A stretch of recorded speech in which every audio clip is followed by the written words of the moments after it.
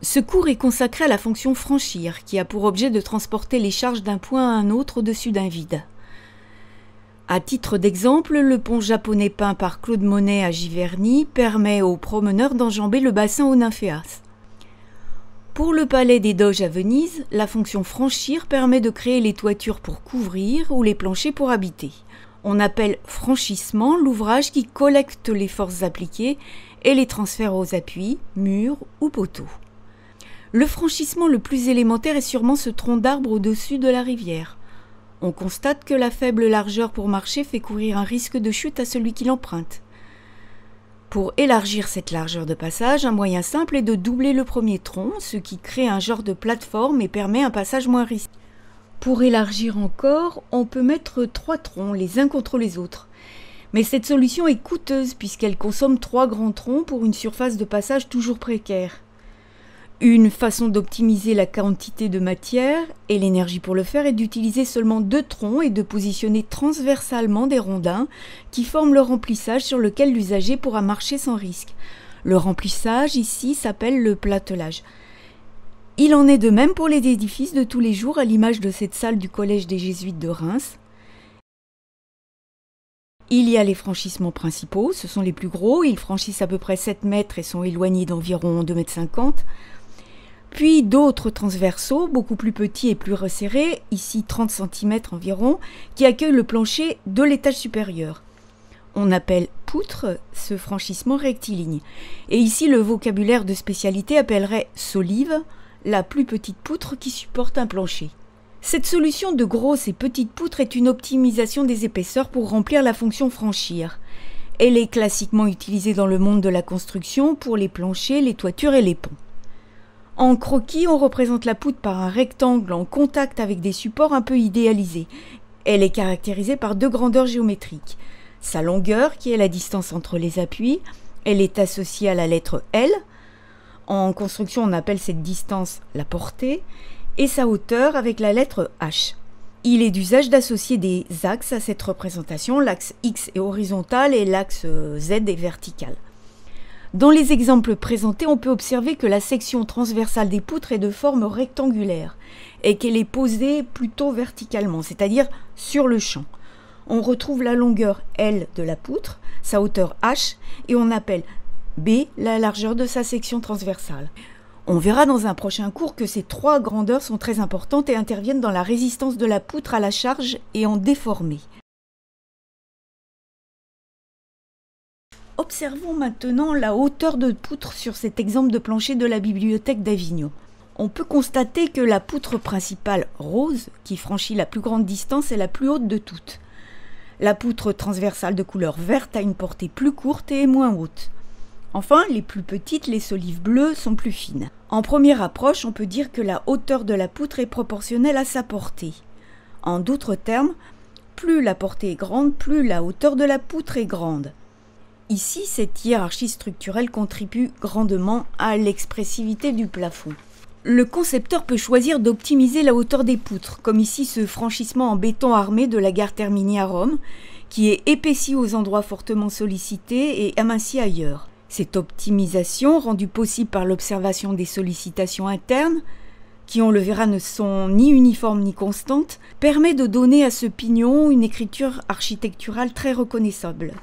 Ce type de poutre s'appelle poutre à inertie variable. L'évidement est une autre façon d'optimiser les profils à l'image de ces poutres alvéolaires, on dit également poutres cellulaires, dans lesquelles on a pratiqué de larges percements dans leur partie centrale moins sollicitée. Cette optimisation est très efficace en termes de matière et de rapidité de fabrication largement automatisée. On peut pousser plus loin le concept avec les élégantes poutres Virindel, à l'image de cette passerelle à Berlin, pour laquelle on augmente encore la hauteur et la dimension des percements pour ne laisser que des éléments horizontaux et verticaux. On constate qu'il reste encore assez massif, car à cette échelle, cette optimisation trouve ici une limite dans la mécanique de transfert des charges aux appuis. Plus optimisé, le treillis est une réponse à cette limite. L'ajout d'une diagonale dans le percement, en formant des triangles structuraux, change complètement la façon dont les efforts transitent dans les éléments. Ils en deviennent beaucoup moins sollicités. Ainsi, l'ensemble structurel peut être grandement allégé, comme le prouve la finesse de cette poutre de 72 mètres de long et de 6 mètres de haut. L'expressivité qui en découle est souvent exploitée comme une signature de l'édifice, comme l'ont justement réalisé les architectes Piano et Rogers pour le Centre Beaubourg à Paris. Une évolution naturelle du treillis est de tirer parti de la nécessaire hauteur de poutre pour y intégrer les versants de toiture. Il s'agit de la famille des fermes, dont les charpentes bois sont un exemple emblématique. Elles regroupent une grande variété typologique en fonction de la répartition des triangulations, chaque organisation visant à améliorer un paramètre. Par exemple, l'habitabilité, la rapidité de fabrication, la longueur des éléments constitutifs ou encore l'expressivité. En alternative au franchissement rectiligne, la courbe est une façon d'optimiser l'efficacité structurelle et la quantité de matière mise en œuvre. L'arc, par sa forme qui accompagne la direction des efforts jusqu'aux appuis, en est l'expression la plus courante. On verra dans les prochains cours que les efforts aux appuis changent de nature avec l'apparition d'une poussée horizontale et qu'elle impacte leur conception de façon significative mais bien souvent invisible. Tous les matériaux, le bois, l'acier, le béton, la pierre, se prêtent à cette forme structurelle. Souvent, au-delà de l'optimum structurel que l'arc apporte, ce choix relève d'une réelle intention du concepteur pour l'expressivité de son édifice. Les portiques sont une déclinaison des arcs et constituent également une famille significative du vocabulaire structurel du concepteur. Ils sont caractérisés par un assemblage rigide entre la fonction porter, le poteau, et la fonction franchir, la poutre.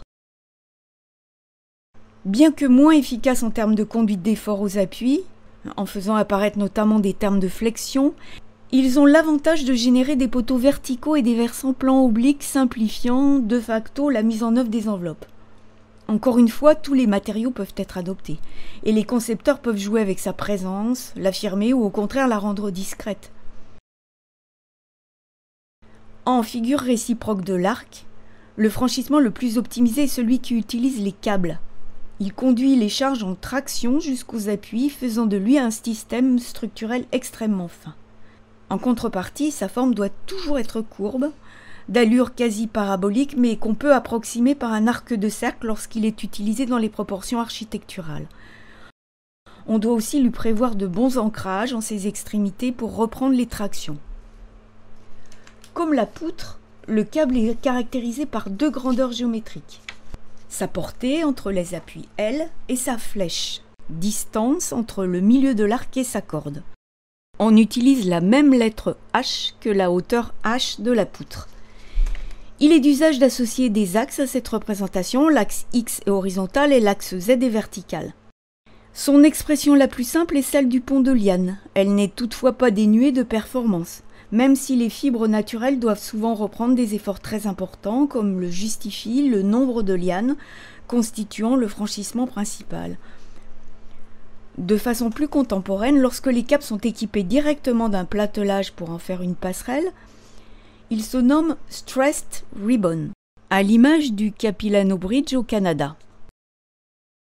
Pour plus de confort, on peut suspendre le tablier aux câbles principaux, comme ce pont suspendu d'Afrique du Sud.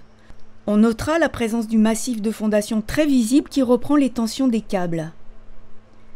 À une échelle bien plus grande, le Golden Bridge fonctionne sur le même principe structurel.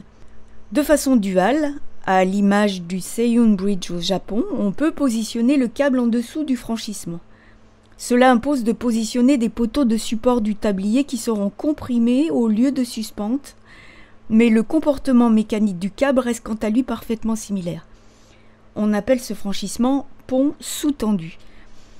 Enfin, citons ces très élégantes poutres sous-tendues pour lesquelles les câbles en sous-face de toiture assurent un rôle significatif dans la reprise des charges, notamment en soulageant les efforts aux appuis et les sollicitations de flexion dans les structures de toiture.